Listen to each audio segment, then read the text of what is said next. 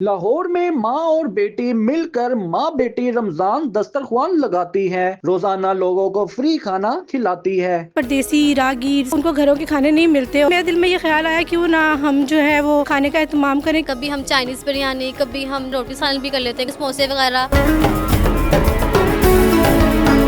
ये बताइएगा कि ये माँ बेटी दस्तरख्वान लगाने का ख्याल कैसे आया आपको? जी, ख्याल जो नाम रखा है वो माँ बेटी फरहीन ने रख दी है, क्योंकि हम मिलके करते थे। और दूसरा ये है कि ख्याल इस तरह से आया कि मदीना पाक में अल्लाह की रहमतें हैं, पूरे कायनात में भी अल्लाह की रहमतें हैं, लेकिन ये एरिया के अंदर परदेसी रागीर सब लोग होते हैं, तो उनको घरों के खाने नहीं मिलते और वो इस तरह से उन चीज़ों से महरूम हो जाते हैं रमज़ान के इस महीने में।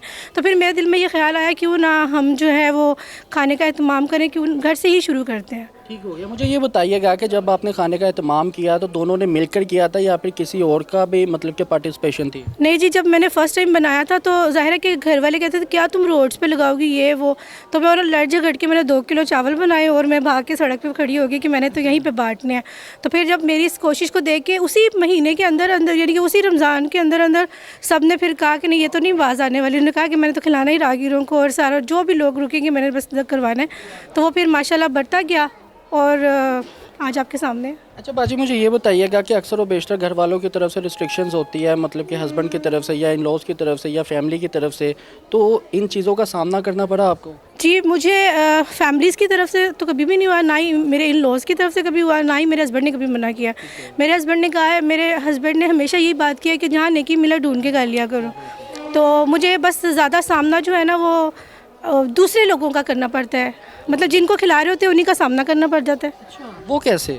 वो ऐसे कि मतलब जब मैं उनको बोलती हूँ कि इस तरह से मतलब हमारे साथ भी काम कर लो थोड़ा सा, ये दस्तरखान लगाया तो थोड़ी सी चीज़ें पकड़ा दो, तो वो बोलते खाने आए हैं कि पकड़ाने आए हैं, ये मसला है। अच्छा बाजी, मुझे ये बताइएगा कि आगाज़ में किन किन मुश्किलात का सामना करना पड़ा?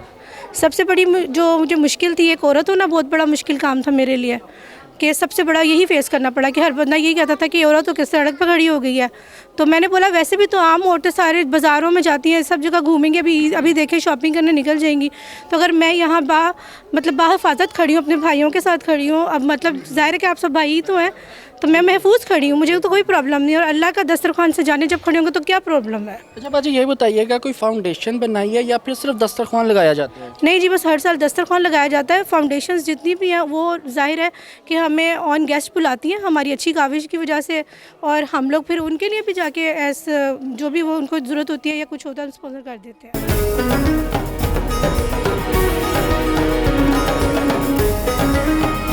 फरहीन, ये बताइएगा कि रोज़ मेन्यू में क्या क्या होता है?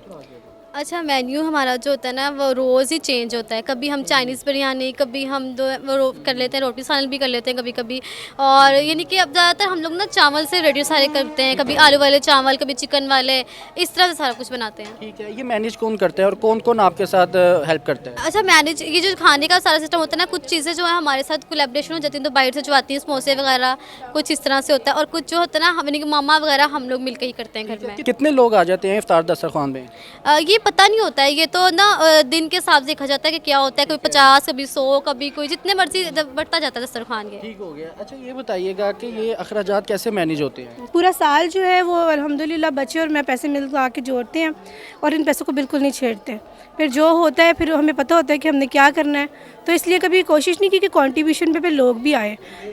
मेरा बहुत दिल करता है और मैं रंजीदा भी हूँ इस बात से और अफसोस में भी हूँ इस बात के लिए कि सन 2015 से मैंने स्टार्ट किया और अल्हम्दुलिल्लाह 2026 में भी आज मैं उसी बहादुरी के साथ खड़ी हूँ जो 2015 में दो किलो चावल के साथ खड़ी थी।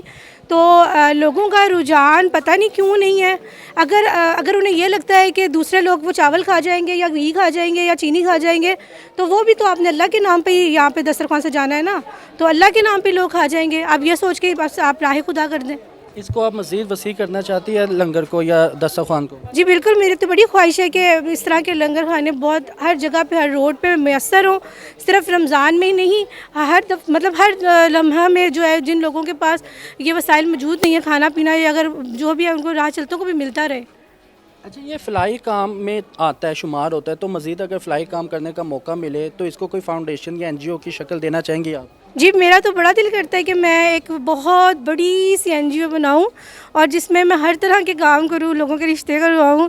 सबसे जो मेजर चीज़ है, जो लोग पैसा मांगते हैं कि जी बेचारे गरीब लोगों के रिश्ते इस बात पे नहीं हो रहे होते कि जी पैसे दे दें, पैसे दे दें, तो मैं तो फ्री ऑफ कॉस्ट सारे काम करूँ।